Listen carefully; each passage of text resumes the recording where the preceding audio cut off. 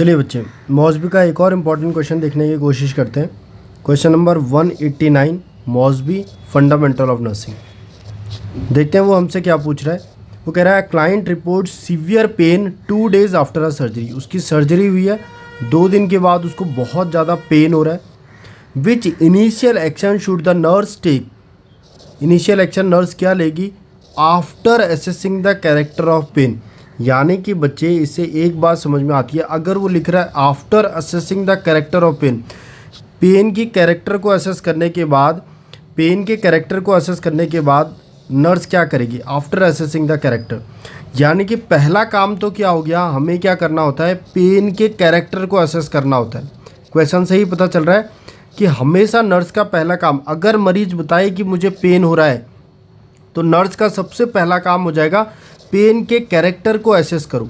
ये तो क्वेश्चन से ही हमें मालूम पड़ रहा है। दूसरा काम क्या होगा बच्चे, जैसे ही आप पेन के कैरेक्टरिस्टिक को देख लोगे, आप मरीज के वाइटल साइन लोगे। पेन के कैरेक्टरिस्टिक को देखने का मतलब है कि पेन का कॉज क्या है, प्रोबेबल कारण क्या हो सकता है पेन का, सर्जरी की वजह से हो रहा है या किसी और कारण की वजह से हो रहा है। उसके बाद आप क्या करेंगे, आप वाइटल साइन लेंगे। आप देखेंगे कि पेशेंट के वाइटल्स स्टेबल है या नहीं, कहीं पेशेंट का बीपी तो कम नहीं है, कहीं पेशेंट की हार्ट रेट कम तो नहीं है। अगर पेशेंट की हार्ट रेट कम है तो हम ऐसे एनाल्जेसिक्स जिनका साइड इफ़ेक्ट हार्ट रेट कम होना हो सकता है उसको अवॉइड करेंगे। अगर पेशेंट का बीपी कम है तो हम ऐसे एनाल्जेसिक को अवॉइड करेंगे जिससे पेशेंट का फर्दर बीपी डाउन हो सकता है।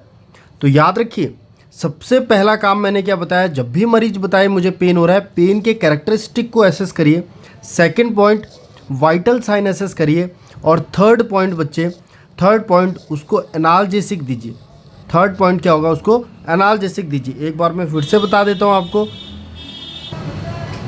बताइए पहला काम क्या होगा, असेस करें पेशेंट का characteristic of pain, characteristic of pen.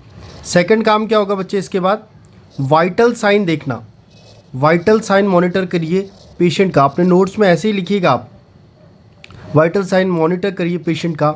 And the third one is कि आप उसको एनाल्जेसिक दे सकते हैं, आप उसको एनाल्जेसिक दे सकते हैं। ये 3 हैं और इन तीनों से आपके बहुत सारे क्वेश्चंस आगे भी सॉल्व होंगे। चलिए नेक्स्ट क्वेश्चन देखते हैं।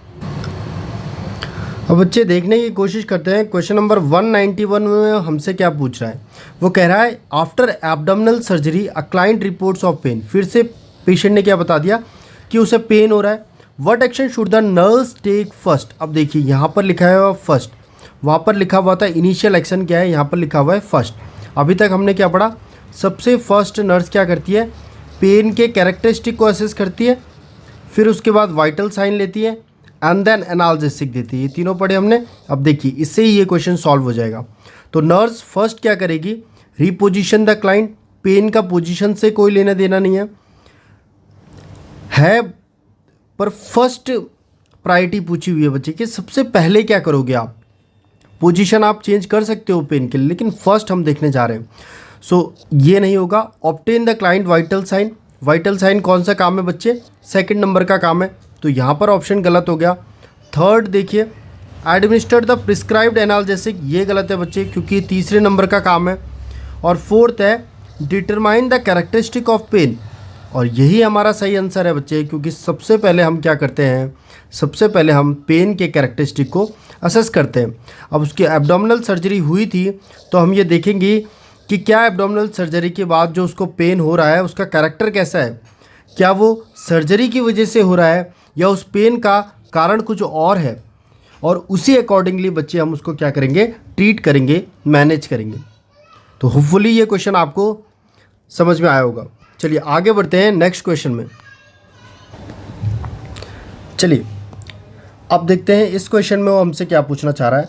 वो कह रहा है a nurse is caring for a client who had insertion of radium for cancer of cervix. एक बात याद रखिएगा बच्चे, सर्वाइकल कैंसर के लिए, कैंसर ऑफ सर्विक्स के लिए हम कई बार इंटरनल रेडिएशन थेरेपी देते हैं और उसमें हम यूज़ करते हैं रेडियम का।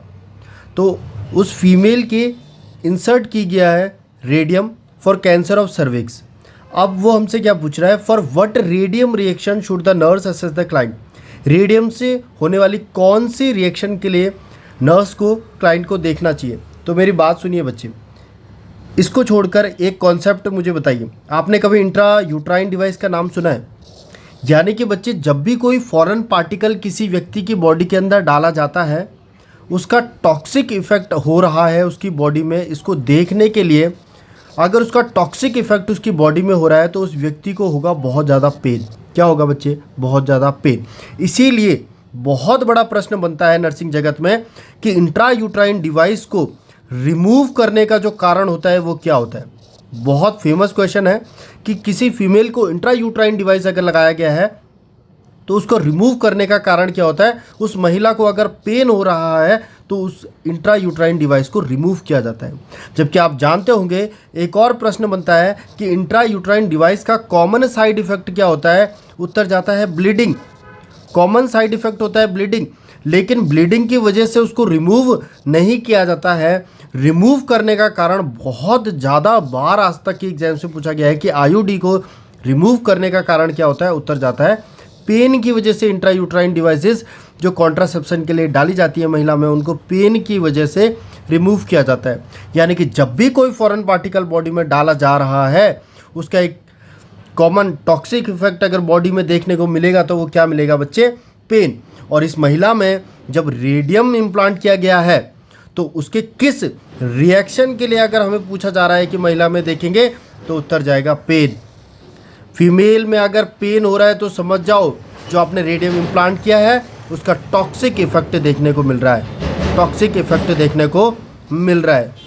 तो ये था इस क्वेश्चन का आंसर। अपने नोट्स में मेंशन करिएगा और जैसे जैसे मैं आपको नोट्स बना रहा हूँ वैसे वैसे आप लिखते चले जाइएगा। चलिए देखते हैं नेक्स्ट क्वेश्चन। अब देखते हैं क्वेश्चन नंबर 195 में वो हमसे क्या पूछ रहा है। वो पूछ रहा है radium is inserted into the vagina of a client. एक क्लाइंट के अंदर हमने रेडियम इम्प्लांट किया है, जाहिर सी बात है सर्वाइकल कैंसर के लिए हमने यह रेडियम इम्प्लांट किया होगा। इज़ नाउ बीइंग रिमूव्ड, और अब उसको हटाया जा रहा है। बच्चे ध्यान से देखिए, हमें उस रेडियम को हटाना है। What safety precaution should the nurse employ when assisting with the radium removal. याद रखिए जब भी बच्चे आपसे क्वेश्चन पूछा जाए, क्योंकि आज तक के नर्सिंग इतिहास में ये प्रश्न बहुत ज़्यादा बार दोहराया गया है, बहुत ज़्यादा बार पूछा गया है कि अगर किसी महिला में रेडियम का इम्प्लांट किया गया है सर्वाइकल कैंसर के लिए तो उसको हटाते समय आपको क्या ध्यान रखना है। मैं डायरेक्टली आपको बता देता हूँ, ज़िंदगी भर नहीं भूलिएगा, अपने नोट्स में मेंशन करिएगा। आप लॉन्ग हैंडल्ड फोर्सेप का यूज़ करिए। मेरी ड्राइंग बहुत ख़राब है, मैं जस्ट आपको इमेजिनेशन के लिए समझाना चाह रहा हूँ बच्चे कि लॉन्ग हैंडल्ड फोर्सेप का इस्तेमाल करें और उस लॉन्ग हैंडल्ड फोर्सेप से उस रेडियम इम्प्लांट को ग्रैब करें और उसको लेड कंटेनर में डाल दें। लेड कंटेनर में डाल दें। ये याद रखना बच्चे, जब भी रेडियम को रिमूव किया जाता है उसको लॉन्ग हैंडल्ड फोर्सेप से पकड़ के सेफली एक लेड कंटेनर में डाल दिया जाता है। अब ये कह रहा है कि रेडियम रिमूवल में आप क्या करोगे, तो आंसर ढूंढिए जहाँ पर लिखा हो लॉन्ग हैंडल्ड फोर्सेप। ये शब्द ध्यान रखिएगा, लॉन्ग हैंडल्ड फोर्सेप। अब ढूंढिए, यहाँ पर लिखा हुआ है, देखिए answer number 3, ensure that long forceps are available for removing radium. आज की बात नहीं भूलिएगा, जब भी रेडियम को रिमूव करें लॉन्ग फोर्सेप्स का यूज़ करें उनको रिमूव करने के लिए, और उसके बाद उनको लेड कंटेनर में डाल दें। अपने नोट्स में बात मेंशन करिएगा। और इस क्वेश्चन से जितना हमें निचोड़ निकालना था हमने निकाल लिया है। हमारा मतलब पूरा, हमारा कॉन्सेप्ट क्लियर। अब आगे बढ़ते हैं। अब देखते हैं हमसे क्वेश्चन नंबर 196 में वो क्या पूछना चाह रहा है। वो कह रहा है a nurse checking the perineum of a client. एक नर्स क्लाइंट की पेरिनियम को चेक कर रही थी विद रेडियम इम्प्लांट, जिसके रेडियम इम्प्लांट किया गया था सर्वाइकल कैंसर के लिए। Observe the packing protruding from the vagina. यानी कि बच्चे जो रेडियम इम्प्लांट किया गया था उसको एक पैकिंग में आप प्लेस करते हो पेरिनियम में। अब आप क्या ऑब्जर्व कर रहे हो कि वो पैकिंग प्रोट्रूड कर रही है, बाहर निकल रही है वेजाइना से। Why must the nurse notify the health care provider to remove it immediately. क्या कारण रहा होगा कि नर्स एकदम से जाएगी हेल्थ केयर प्रैक्टिशनर या डॉक्टर के पास और उन्हें कहेगी कि इन्हें रिमूव कर दो जल्दी से जल्दी। क्योंकि उसने क्या ऑब्ज़र्व किया कि जब उसने पेरिनियम देखा क्लाइंट के, तो उसने देखा कि जो रेडियम इम्प्लांट है वो अपनी पैकिंग से बाहर निकल रहा है वेजाइना से। तो नर्स ने डॉक्टर को क्यों कहा कि आप जल्दी से जल्दी इसको रिमूव कर दीजिए। मेरी बात सुनिए बच्चे, जब भी कैंसर किसी जगह पे होता है तो जब भी हम उसको रेडिएशन थेरेपी दे रहे हैं, चाहे हम वो एक्सटर्नल दें चाहे वो इंटरनल दें, उसी जगह पे दी जाती है, उसी जगह पे दी जाती है। अगर आप बाहर से भी रेडिएशन थेरेपी किसी पेशेंट को दे रहे हैं तो पिन पॉइंट होता है, यानी कि उसी जगह पे मार्क करके उसी जगह पे उन रेडिएशन वेव्स को डाला जाता है ताकि सिर्फ वहाँ की सेल्स डिस्ट्रॉय हो, आसपास की नॉर्मल सेल्स जो हैं उनमें कोई भी इफेक्ट ना पड़े, वो डिस्ट्रॉय ना हो, इसीलिए उसी जगह पे दिया जाता है। इसीलिए इंटरनल रेडिएशन थेरेपी में भी आप पाएंगे कि सिर्फ उसी जगह में रेडियम इम्प्लांट किया जाएगा पैकिंग के साथ, ताकि नॉर्मल सेल्स को उसका कोई भी इफेक्ट ना हो। लेकिन इस कंडीशन में वो अपनी पैकिंग से बाहर निकल चुका है और पेरिनियम से बाहर आ रहा है, वेजाइना से बाहर आ रहा है। ऐसी कंडीशन में आप जानते हैं कि अगर वो अपनी पैकिंग से बाहर आ चुका है रेडियम और वेजाइना से बाहर आ रहा है, तो वह normal tissues, normal healthy tissues जो इंसान की है, जो उस फीमेल की है, उनको भी क्या कर सकता है बच्चे, डिसरप्ट कर सकता है। ऐसे कंडीशन में हमें चाहिए कि जल्दी से जल्दी उसे निकाल दें, अदरवाइज़ वो नॉर्मल टिश्यू को भी अफेक्ट कर सकता है, नॉर्मल सेल्स को भी अफेक्ट कर सकता है। और यही कारण है बच्चे, यही कारण है हम इसमें जो उत्तर देंगे वो देंगे फर्स्ट। हम क्या कहेंगे कि radioactive packing will injure healthy tissue. अगर हमने उसे नहीं निकाला तो वो रेडियो एक्टिव पैकिंग किसको इंजर कर सकती है, वो हेल्दी टिश्यू को भी इंजर कर सकती है। और यही कारण है कि नर्स HCP को बोलेगी कि जितनी जल्दी हो सके आप इसे रिमूव कर दीजिए ताकि हेल्दी टिश्यू पे कोई भी असर ना पड़े। चलिए देखते हैं next question.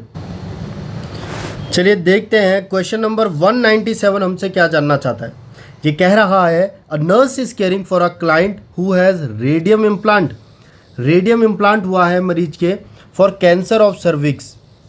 What is the priority action. Nurse का प्रायोरिटी एक्शन क्या है अगर किसी फीमेल को रेडियम इम्प्लांट हुआ है विद कैंसर ऑफ सर्विक्स। मेरी एक बात ध्यान रखिएगा बच्चे, जब भी किसी को रेडिएशन थेरेपी चलती है उस व्यक्ति को बहुत सारी चीज़ें हैं जो आपको ध्यान में रखनी है। पहला क्वेश्चन बनता है उस व्यक्ति को जिसको रेडिएशन थेरेपी चल रही है हमेशा आइसोलेट करके रखो।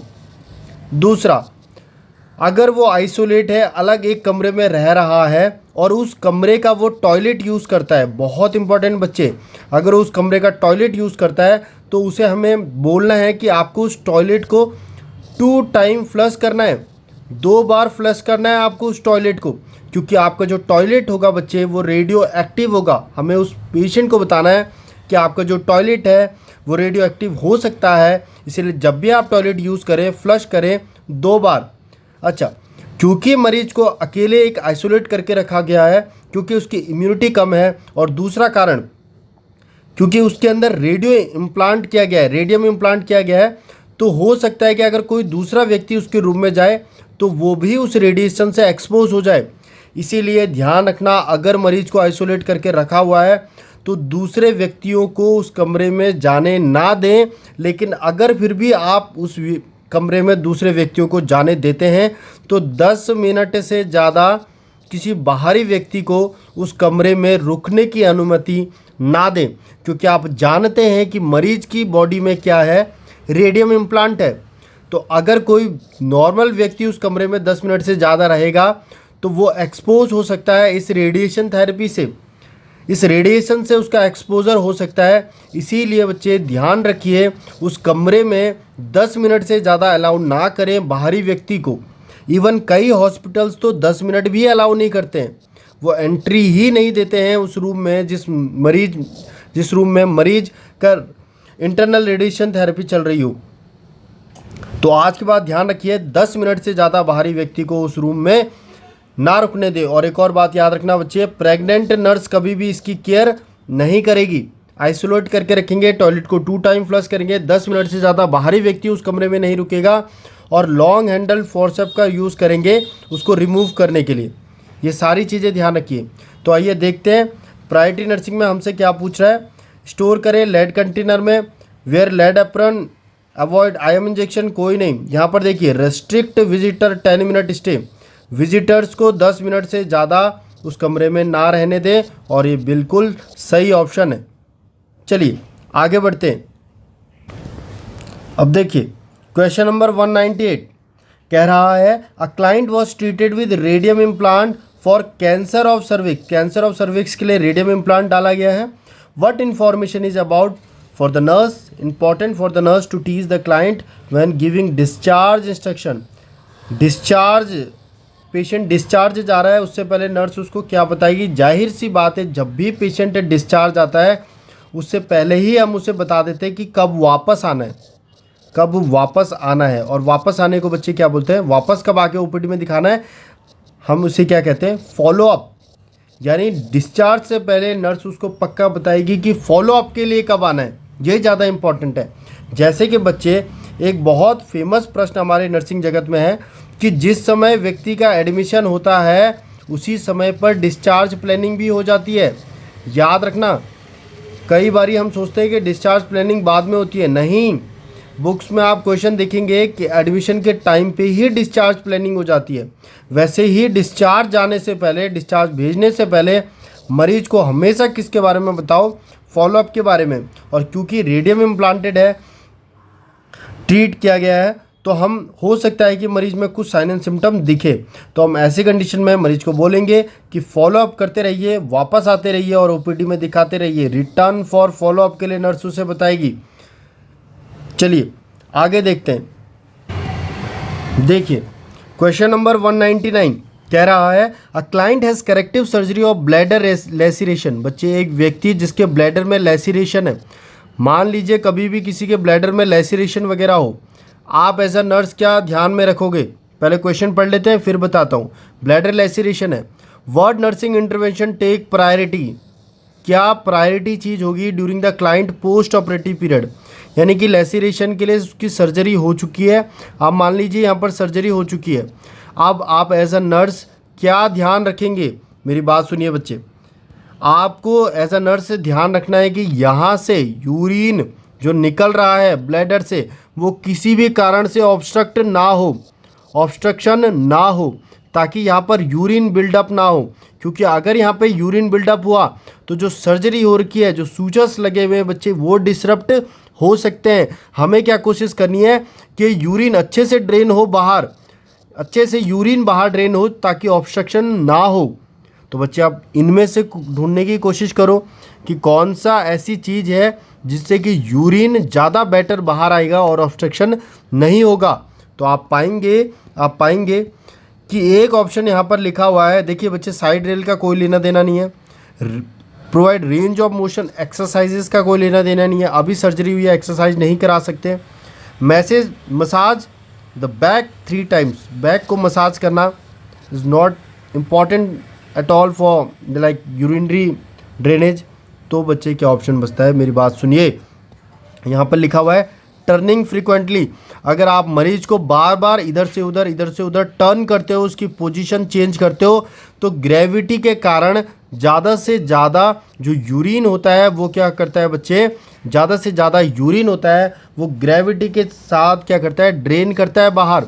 और यही तो हम चाहते थे, हमने उसकी पोजीशन बार बार चेंज करवाई, जिसकी वजह से ग्रेविटी की वजह से यूरिन क्या किया, ज़्यादा से ज़्यादा ड्रेन किया। और हम यही चाहते थे कि ऑब्स्ट्रक्शन ना हो, क्योंकि उसकी लेसिरेशन के लिए सर्जरी हुई है। तो आंसर जाएगा बच्चे turning the client frequently.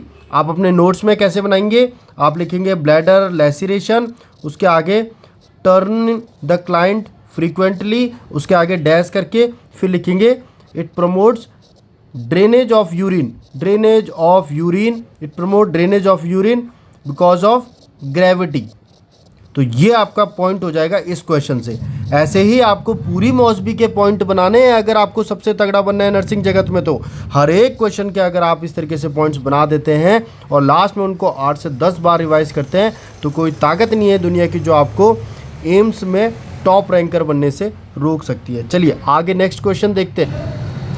Next question number 200 solve करते हैं बच्चे। बड़ा क्वेश्चन देख के कभी भी घबराना नहीं है, कॉन्सेप्ट बहुत छोटा सा होता है अगर आपने कॉन्सेप्ट पढ़े हैं तो। देखिए ये क्या कह रहा है, अ post menopausal woman who has cancer of breast है, उसको डिसाइड टू हैव लंपेक्टमी, उसकी लंपेक्टमी कर रखी है, जहाँ पर ब्रेस्ट में नोड है उस लंप को रिमूव किया गया है, फॉलोड बाय कीमोथेरेपी, और उस महिला को क्या दी जा रही है बच्चे, कीमोथेरेपी। ध्यान रखिए महिला को क्या दी जा रही है, कीमोथेरेपी। आप जानते हैं ना, मैंने बहुत बार बताया है, जब भी किसी व्यक्ति को कीमोथेरेपी देते हैं बोन मैरो सप्रेस होता है, जिसकी वजह से उसकी बॉडी में आरबीसी भी कम हो जाती है, उसकी बॉडी में डब्ल्यूबीसी भी कम हो जाती है, उसकी बॉडी में प्लेटिलेट भी कम हो जाते हैं एज अ साइड इफ़ेक्ट, याद रखना। और ये तीनों क्यों कम हो रहे हैं, बार बार मैंने बताया है, कीमोथेरेपी क्या करती है, बोन मैरो को सप्रेस करती है, बोन मैरो को सप्रेस करती है, और जैसे ही वो बोन मैरो को सप्रेस करती